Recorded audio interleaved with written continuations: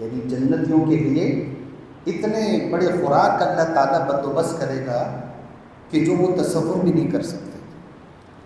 نبی صلی اللہ علیہ وسلم نے فرمایا کہ اللہ تبارک و تعالیٰ اس زمین کو قیامت کے دن ایک روٹی کی مانند کر دے گا، پھر اللہ اپنی ہتھیلی میں، حدیث کے الفاظ سن لیں، یتکفؤھا الجبار۔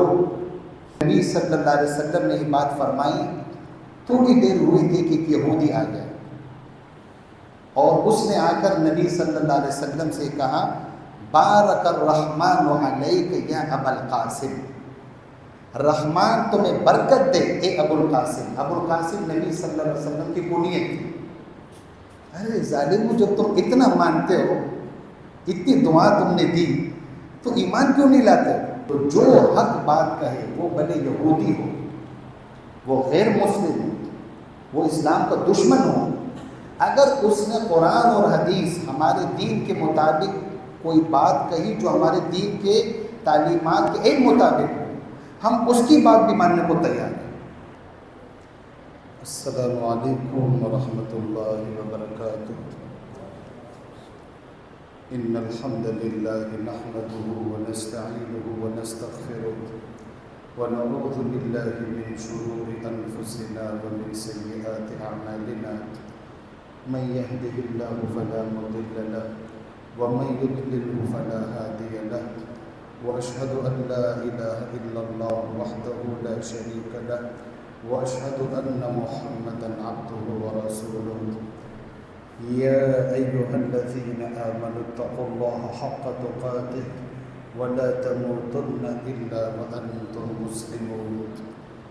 يا أيها الناس اتقوا ربكم الذي خلقكم من نفس واحدة وخلق منها زوجها وبث منهما رجالا كثيرا ونساء، واتقوا الله الذي تساءلون به والأرحام إن الله كان عليكم رقيبا۔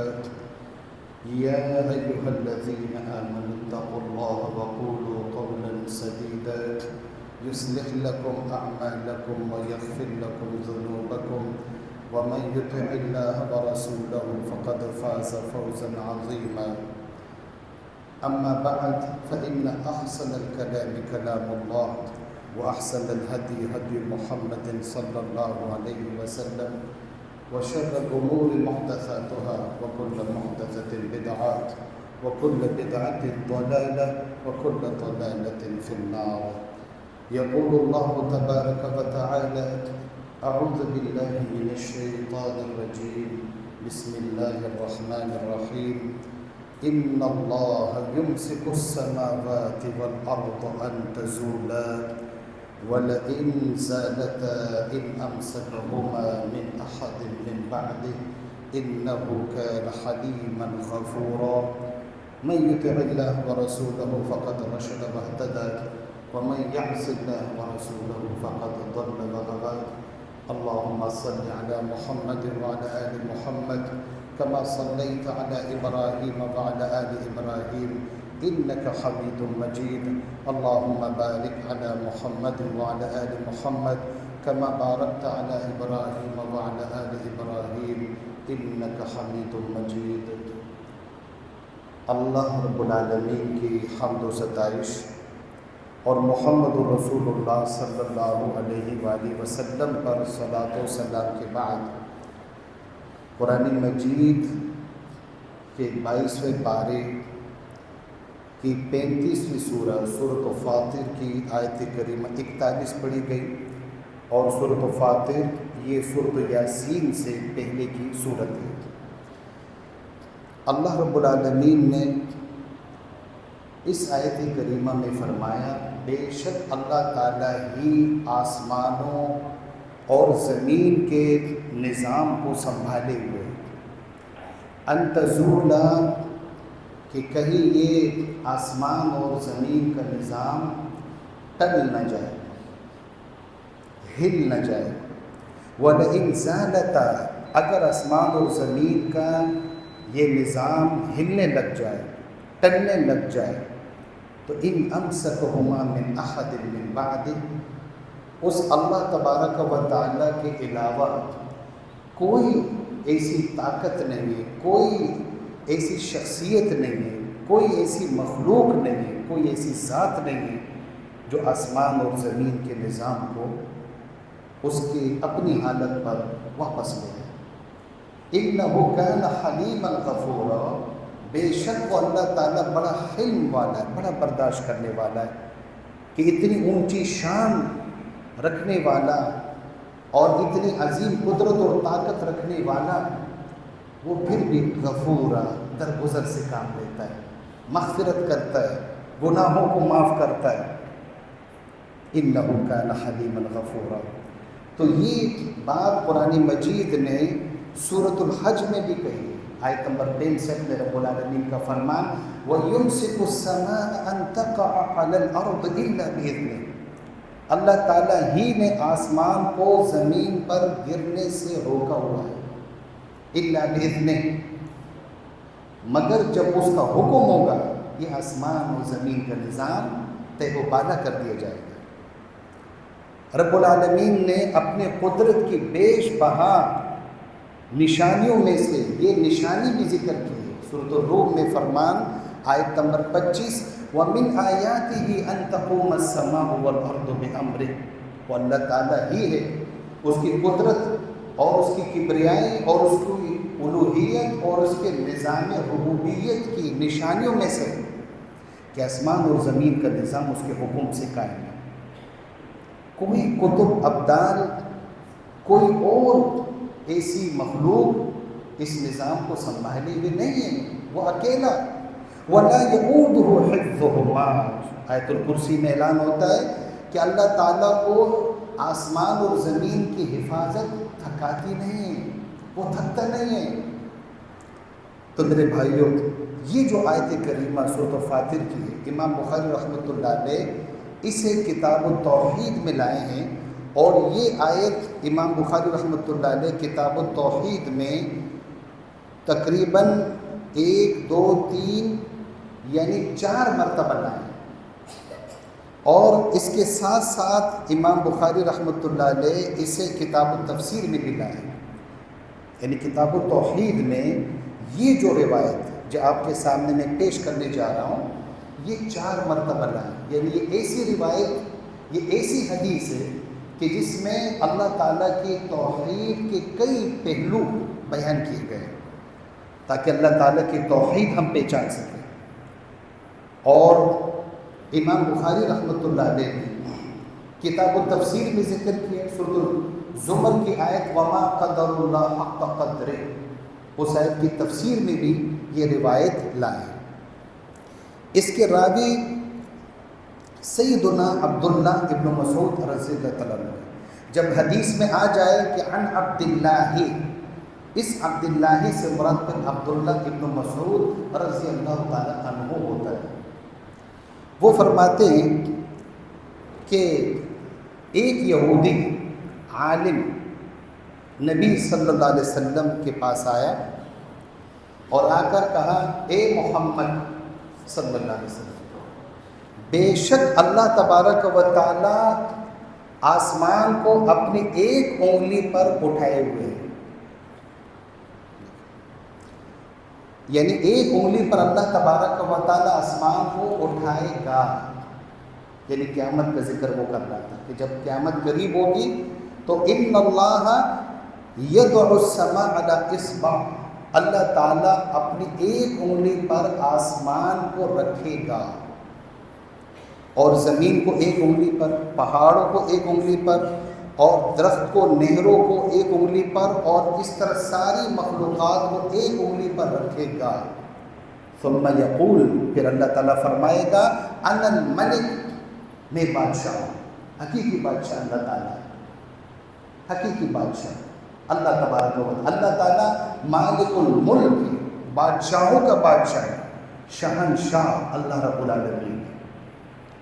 اور رسول اللہ صلی اللہ علیہ وآلہ وسلم کے سامنے اس یہودی نے یہ اقرار کیا کہ پھر اللہ تبارک و تعالیٰ اس کائنات کو ہلائے گا، اس کائنات کو ہلائے گا۔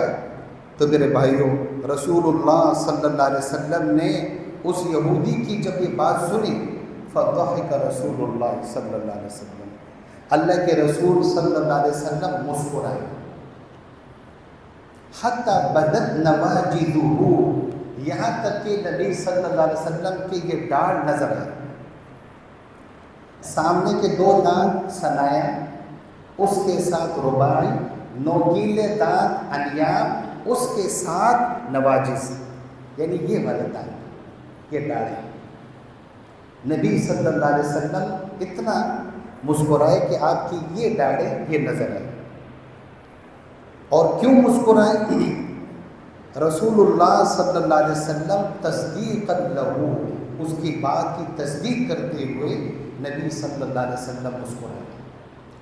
اور پھر قرآن مجید کی آیت نبی صلی اللہ علیہ وسلم نے پڑھی کہ وما قدر اللہ حق قدرہ، کہ یہ لوگ، یہ یہودی اتنا جانتے ہیں، اللہ کی شان کو جانتے ہیں، اپنی کتاب میں تورات میں لکھی ہوئی یہ بات جانتے ہیں، اس کے باوجود جس طرح اللہ تعالیٰ کی قدر کرنی چاہیے، جس طرح اللہ تعالیٰ کی عزت کرنی چاہیے، اس طرح یہ قدر نہیں کر رہے ہیں، یہ شرک کر رہے ہیں، یہ اس کے بھیجے ہوئے رسول محمد صلی اللہ علیہ وسلم کا انکار کر رہے ہیں، اللہ تعالیٰ کے نبیوں کے خلاف انہوں نے سازشیں کی۔ نبی علیہ الصلوۃ والسلام نے آیت پڑھی، اور اس آیت میں کیا ہے؟ وَالْأَرْضُ جَمِيعًا قَبْضَتُهُ يَوْمَ الْقِيَامَةِ وَالسَّمَاوَاتُ مَطْوِيَّاتٌ بِيَمِينِهِ، زمین ساری کی ساری اللہ کی مٹھی میں ہوگی، آسمان اللہ تعالیٰ کے دائیں ہاتھ میں لپٹے ہوئے ہوں گے، سبحانہ وتعالی عما یشرکون، اللہ تعالیٰ پاک ہے اولاد سے، اور ان کے بنائے ہوئے شریکوں سے اللہ بہت بلند ہے، وہ تو بلندیوں پر ہے، وہ تو عرش پر ہے، سبحانہ وتعالی عما یشرکون۔ تو میرے بھائیوں، رسول اللہ صلی اللہ علیہ وسلم جو مسکرائے، بعض لوگوں نے یہ کہا کہ نبی صلی اللہ علیہ وسلم اس لیے مسکرائے کہ آپ کو بہت تعجب ہوا، انکار کے طور پر آپ مسکرائے۔ سب سے پہلی بات تو یہ کہ کسی کی بات کا انکار کرنا ہو تو لوگ ہنستے نہیں، ایک بات۔ دوسرا، وہ جو لوگ اس حدیث میں تعویل کرتے ہیں، وہ یہ کہتے ہیں کہ اس سے تو اللہ تعالیٰ کے اعضاء و جوارح ثابت ہوتے ہیں۔ بھائی ہم کب کہتے تم اللہ کے اعضاء و جوارح ثابت کرو؟ ہم یہ کہتے جو اللہ نے فرمایا، جو رسول صلی اللہ علیہ وسلم نے فرمایا، بس وہ مان لو، باقی کی تفصیل میں نہیں جاؤ۔ نبی صلی اللہ علیہ وسلم جو مسکرائے تو حدیث میں کیا؟ تصدیق کرتی، اور پھر نبی علیہ الصلوۃ والسلام نے جو آیت پڑھی، سورۃ الزمر کی آیت پڑھی، اس آیت میں بھی تو یہ ہے نا کہ زمین ساری کی ساری اللہ کی مٹھی میں ہوگی، آسمان اللہ کے دائیں ہاتھ میں لپٹے ہوئے ہوں گے۔ تو اہل سنت والجماعت کا یہ عقیدہ، اور یہ بالکل صحیح عقیدہ ہے، سلف صالحین کا یہ عقیدہ کہ اللہ تعالیٰ کے لیے اس حدیث سے انگلی ثابت ہوتی ہے، قرآن مجید کی سورۃ زمر کی آیت سے اللہ کی مٹھی ثابت ہوتی ہے۔ اس کا معنی ہم یہ کریں گے، ترجمہ یہ کریں گے، لیکن اس کی کیفیت کیا ہے، اس کی تفصیل کیا ہے، وہ اللہ بہتر جانتے ہیں۔ ہم اللہ تعالیٰ کو کسی بھی مخلوق کے ساتھ تشبیہ نہیں دے سکتے کہ ہماری انگلیوں کی طرح نعوذ باللہ اللہ کی انگلی ہے، نہیں، وہ خالق ہے۔ لیس کمثلہ شیء وہو السمیع البصیر، اللہ کی طرح کوئی چیز نہیں، اور وہ خوب سننے والا، خوب دیکھنے والا۔ تو امام ابن خزیمہ رحمہ اللہ، انہوں نے اس بارے میں یہ ذکر فرمایا کہ نبی صلی اللہ علیہ وسلم کی اتنی عظیم شان، اتنی بڑی حیثیت، اگر یہودی کی بات غلط ہوتی تو کیا نبی صلی اللہ علیہ وسلم کے اونچے مقام اور مرتبے سے ہم یہ توقع رکھ سکتے ہیں کہ وہ بات غلط ہو اور نبی صلی اللہ علیہ وسلم ڈانٹتے نہیں، غصہ نہیں کرتے، اس کی بات کا رد نہیں کرتے؟ یہ کیسے ہو سکتا ہے؟ یہ غلط تعویل ہے۔ قرآن اور حدیث کو ماننا یہ نہیں ہے کہ قرآن اور حدیث کو اپنی سوچ اور اپنے نظریے کے مطابق ماننا ہے۔ قرآن اور حدیث کو اللہ کی منشا کے مطابق، صحابہ رضی اللہ عنہم اجمعین کے منہج کے مطابق، سلف صالحین کے منہج کے مطابق سمجھنا، ماننا، عقیدہ رکھنا، یہ ہے قرآن اور حدیث کو ماننا۔ اور اس کے لیے میں اور حدیث آپ کے سامنے پیش کرتا ہوں، اس سے یہ بات اور واضح ہو جائے گی۔ امام بخاری رحمۃ اللہ علیہ کتاب الرقاق میں یہ حدیث لائے ہیں، حدیث نمبر 6520۔ سیدنا ابو سعید خدری رضی اللہ تعالیٰ عنہ فرماتے ہیں کہ ایک مجلس میں بیٹھے ہوئے تھے، نبی صلی اللہ علیہ وسلم نے فرمایا اللہ تبارک و تعالیٰ قیامت کے دن یہ پوری زمین کو ایک روٹی کی طرح کر دے گا، اور اہل جنت کے لیے وہ مہمان نوازی ہوگی، یعنی جنتیوں کے لیے اتنے بڑے خوراک اللہ تعالیٰ بندوبست کرے گا کہ جو وہ تصور بھی نہیں کر سکتے۔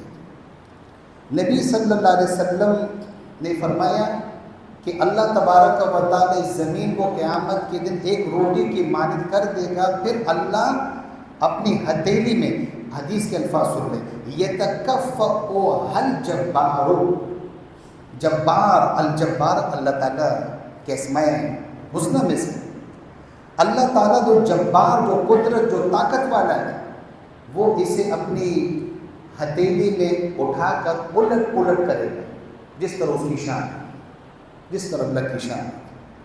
نبی علیہ الصلوۃ والسلام نے فرمایا جس طرح تم میں سے کوئی ایک اپنے دسترخوان پر روٹی کو الٹ پلٹ کرتا ہے، جب روٹی آتی دیکھتا ہے وہ اوپر نیچے دیکھتا ہے۔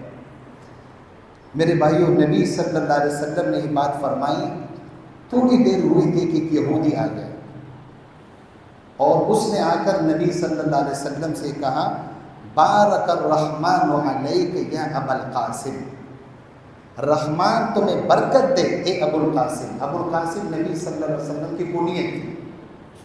ارے ظالمو، جب تم اتنا مانتے ہو، اتنی دعا تم نے دی، تو ایمان کیوں نہیں لاتے؟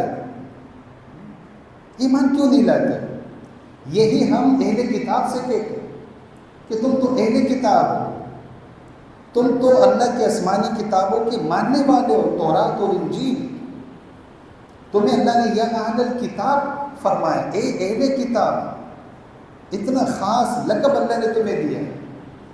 یہودی تمہیں یا بنی اسرائیل قرآن نے کہا، اور پھر بھی تم اس قرآن پر ایمان نہیں لاتے ہو، جس قرآن میں تمہیں اتنے اچھے القابات سے نوازا گیا کہ تم ایمان لے آؤ۔ اگر ایمان نہیں لاتے تو پھر بدترین مخلوق تو یہودی کو کہا جائے، بدترین مخلوق۔ تو یہ یہودی آ کر کہنے لگا رحمان تمہیں برکت دے اے ابو القاسم، محمد صلی اللہ علیہ وسلم کی کنیت ذکر کی، ابو القاسم۔ کیا کہنے لگا کہ میں تمہیں خبر نہ دوں کہ جنتیوں کی سب سے پہلی مہمان نوازی کیا ہوگی؟ نبی صلی اللہ علیہ وسلم نے فرمایا ہاں بلا، کہو کیا مہمان نوازی ہوگی؟ اس نے کہا کہ اپنی تورات میں اس نے پڑھا تھا کہ یہ پوری زمین ایک روٹی کی طرح ہو جائے، اور یہ جنتیوں کے لیے ایک طرح سے خوراک ہوگی، مہمانی ہوگی۔ نبی صلی اللہ علیہ وسلم، صحابہ فرماتے نبی صلی اللہ علیہ وسلم نے ہماری طرف دیکھا اور آپ مسکرائے کہ تھوڑی دیر پہلے نبی صلی اللہ علیہ وسلم نے یہی بات کی تھی، اور وہی بات اس یہودی نے کی۔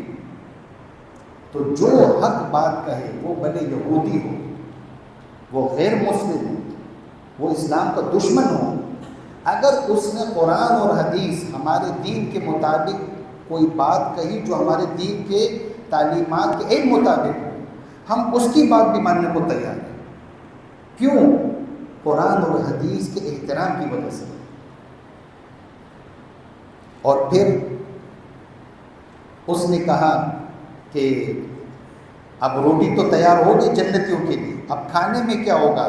تو اس یہودی نے کہا، نبی علیہ الصلوۃ والسلام نے تائید کی کہ بیل اور مچھلی کی کلیجی،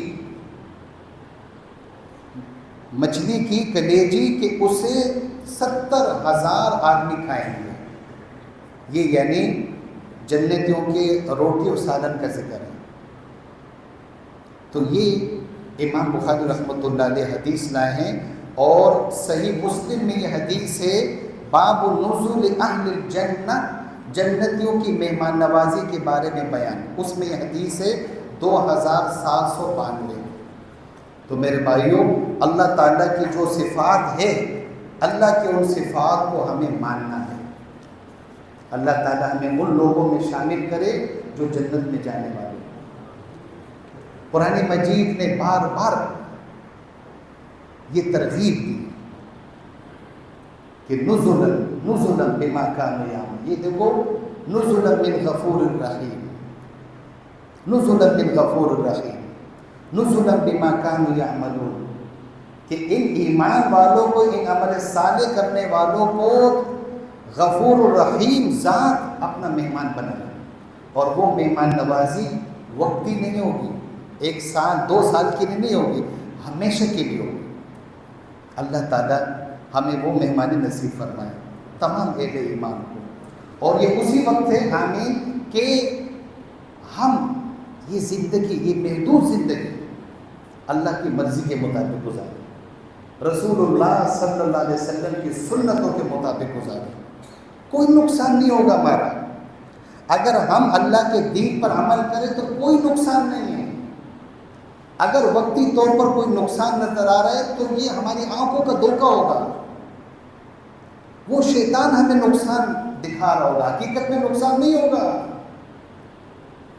کیونکہ خسارے اور نقصان سے بچنے والے لوگ اللہ نے بتا دیا، ان الانسان لفی خسر، سب خسارے میں، الا الذین آمنوا وعملوا الصالحات وتواصوا بالحق وتواصوا بالصبر، جو ایمان لائے، جو عمل صالح کرتے رہے، جو حق قرآن اور حدیث کی ایک دوسرے کو تعلیم دیتے رہے، وصیت کرتے رہے، اور آنے والی آزمائشوں پر، مصیبتوں پر، تکلیفوں پر ایک دوسرے کو صبر کی تلقین کرتے۔ میرے بھائیوں، 2 سوال میرے پاس آئے ہیں۔ پہلا سوال یہ کہ فرض نمازوں میں آمین بالجہر، یعنی زور سے آمین کہنا، اس کی کیا حیثیت ہے؟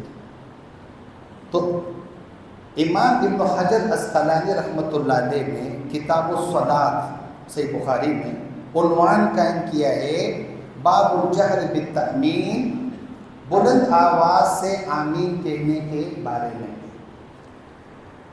اور اس میں حدیث نمبر 780، بہت ساری حدیثیں، ایک حدیث میں نمبر آپ کے سامنے ذکر کر رہا ہوں، آپ جا کر تسلی کر لیں، دیکھ لیں۔ حدیث نمبر 780، سیدنا ابو ہریرہ رضی اللہ تعالیٰ عنہ سے روایت، نبی صلی اللہ علیہ وسلم نے فرمایا، اذا امن الامام فامنوا، جب امام آمین کہنے لگے تو تم آمین کہو، یہ اس کا ترجمہ ہے۔ آگے میں اس کی وضاحت کروں کہ جس کا آمین،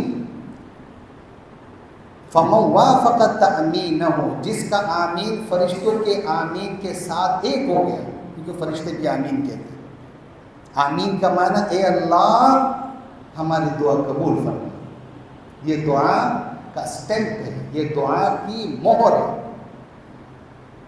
تو اس کے پچھلے سارے گناہ معاف ہو جاتے ہیں۔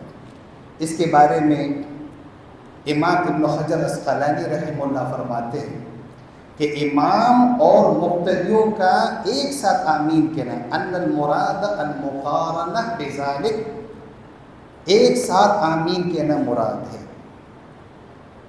وبہ قال الجمہور، جمہور محدثین نے یہ بات کہی ہے۔ آگے سنیں، فرماتے الشیخ ابو محمد الجوینی رحمہ اللہ، انہوں نے فرمایا، انہوں نے کیا فرمایا، غور سے سنیں، وہ فرماتے ہیں کہ امام کے پیچھے مقتدی ہر عمل امام کے پیچھے پیچھے کریں گے۔ امام نے کہا اللہ اکبر، آپ نے کہا اللہ اکبر، امام رکوع میں گیا آپ رکوع میں جائیں، امام سجدے میں چلا گیا آپ سجدے میں جائیں، امام نے سلام پھیرا تب آپ سلام پھیریں۔ فرماتے ہیں ایک عمل ایسا ہے، وہ الفاظ سن لیں جو انہوں نے ذکر کی، یہ آپ ابن حجر اسقلانی رحمہ اللہ کی یہ فتح الباری صحیح بخاری کی شرح، اس میں آپ دیکھ لیں حدیث نمبر 780 کی تشریح میں، 780 نمبر حدیث کی تشریح میں فرماتے ہیں کہ لا تستحب مقارنۃ الامام فی شیء من الصلاۃ غیرہ، کہ امام کے ساتھ مل کر کوئی کام نہیں کرنا ہے، امام کے پیچھے پیچھے کرنا ہے، غیرہ آمین کے علاوہ، آمین کے علاوہ باقی سارے عمل امام کے پیچھے پیچھے ہوں گے۔ آمین جب امام شروع کرے تو تم شروع کرو۔ ایک اور حدیث سن لیں، یہ حدیث اس کے حوالے سن لیں، ابن حبان میں حدیث نمبر 1804، ابن خزیمہ میں 1575 یہ حدیث ہے، اور اس حدیث میں نبی صلی اللہ علیہ وسلم نے فرمایا اذا قال الامام ولا الضالین فقولوا آمین، جب امام کہے ولا الضالین تو تم کہو آمین۔ کیا فرمائے؟ امام ولا الضالین کہ یہ جو آمین ہے، مقتدی جو آمین کہتے ہیں، یہ امام کی قرأت کے ختم ہونے پر ہے، اور اس وقت امام بھی آمین شروع کر دے گا۔ فرمایا جب امام ولا الضالین کہے تو تم آمین کہو، فقولوا فإن الملائکۃ تقول آمین، کیونکہ فرشتے آسمانوں میں آمین کہتے، والامام یقول آمین، امام بھی آمین کہہ رہا ہے۔ اور حدیث میں کیا آتا ہے کہ جس کا آمین فرشتوں کے آمین کے ایک ساتھ ہوگا، تو ایک ساتھ تب ہوگا جب ایک ساتھ آواز ہوگی، ایک ساتھ آواز ہوگی۔ نسائی کی روایت کہ صحابہ فرماتے ہیں کہ مسجد گونج اٹھتی، تو مسجد تب گونجے گی کہ جب ایک آواز میں سب آمین کہیں۔ تو اتنی حدیثیں ہیں، ہم اس میں یہ نہیں کہتے کہ جو آمین نہیں کہتے ان کی نماز نہیں ہوتی، جو آہستہ کہتے ہیں، ہم یہ نہیں کہتے، ہم کہتے ہیں کہ نبی صلی اللہ علیہ وسلم کی سنت ہے، آمین کہنے میں کیا ہے؟ نماز کے علاوہ اگر ہمارے سامنے کوئی دعا کرتا ہے تو ہم کیا کہتے ہیں؟ آمین کہتے ہیں نا۔ اگر ہمیں کوئی دعا دیتا ہے نماز سے ہٹ کر، کوئی راستے میں ملے دعا سلام ہوئی، وہ کوئی تو ہم فوراً آمین کہتے کہ اللہ قبول کرے۔ تو نماز میں کیوں نہیں کہتے؟ جبکہ نماز میں تو نبی صلی اللہ علیہ وسلم، صحابہ رضی اللہ عنہم اجمعین کہتے تھے۔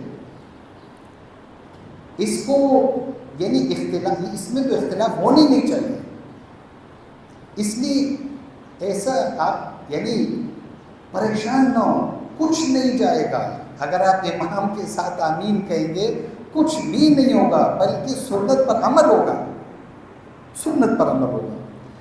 تو یہ مسئلہ واضح ہو گیا، اور اس میں ہم جو ہے سستی نہ کریں۔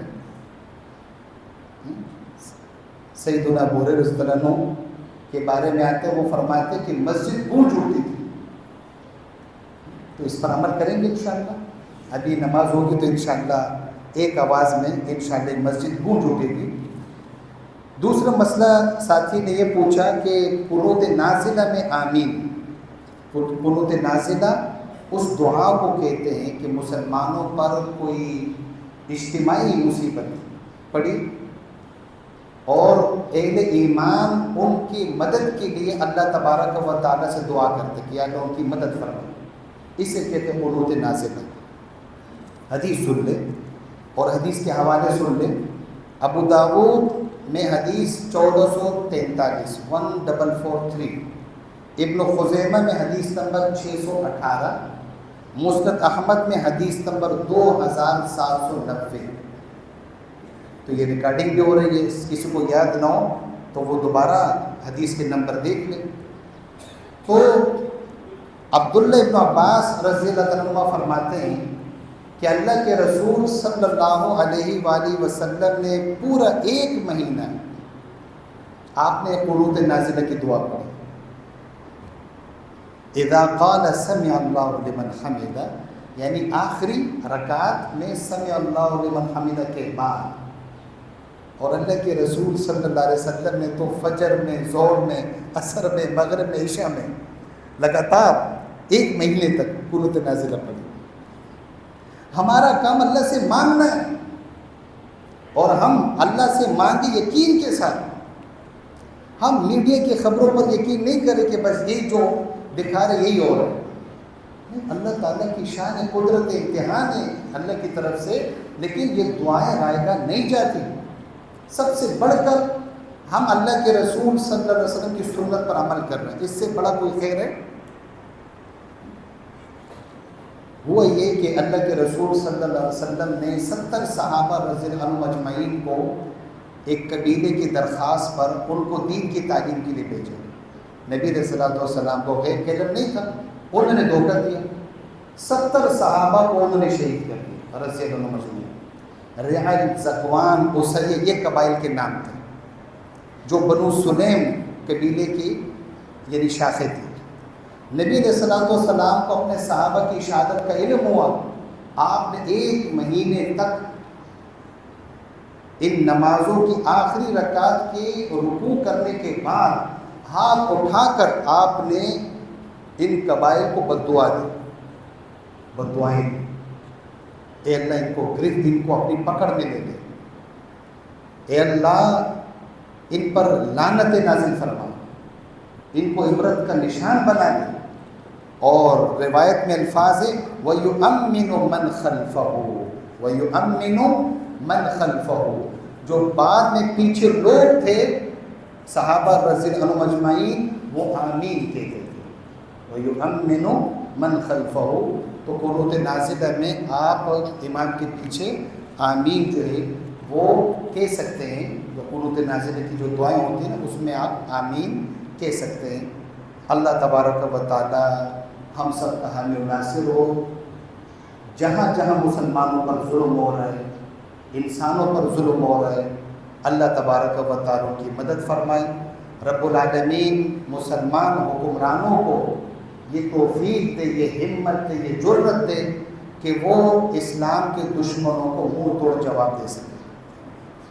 اب آپ کے سامنے کہ کس طرح مسلمان انفرادی طور پر، اجتماعی طور پر تنزل کی طرف جا رہے ہیں. ہم پھر بھی اللہ کے دین سے وابستہ رہیں گے کیونکہ اس کے علاوہ کوئی راستہ نہیں ہے. اللہ کے دین سے وابستہ رہیں گے. اگر ہم کچھ نہیں کر سکتے تو دعا تو کریں، دعا تو کریں. دعا سے کیا نقصان ہوگا؟ اللہ تعالیٰ دعا قبول کرنے والا ہے، ہمارا کوئی نقصان نہیں ہوگا. تو رب العالمین ہم سب کو یہ توفیق دے. اور یہ بات یاد رکھیں کہ ان کافروں کو شکست دینے کا ایک طریقہ یہ بھی ہے کہ اپنے دین اسلام کی آپ تبلیغ کریں، قرآن اور حدیث کی تبلیغ کریں، یہودیوں کے باطل عقائد سے پردہ چاک کریں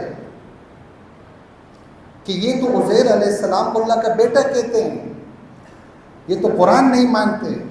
نصارہ کرسچن برادری کے سامنے، ان کے سامنے بات رکھی جائے کہ تم کس طرح ان کا ساتھ دیتے ہو، یہ تو تمہارے دین کو نہیں مانتے، تمہارے آسمانی کتاب انجیل کو بھی نہیں مانتے، تمہارے قبلے کو نہیں مانتے، سیدنا عیسیٰ علیہ السلام کے بارے میں بہتان تراشی کر رہے ہیں.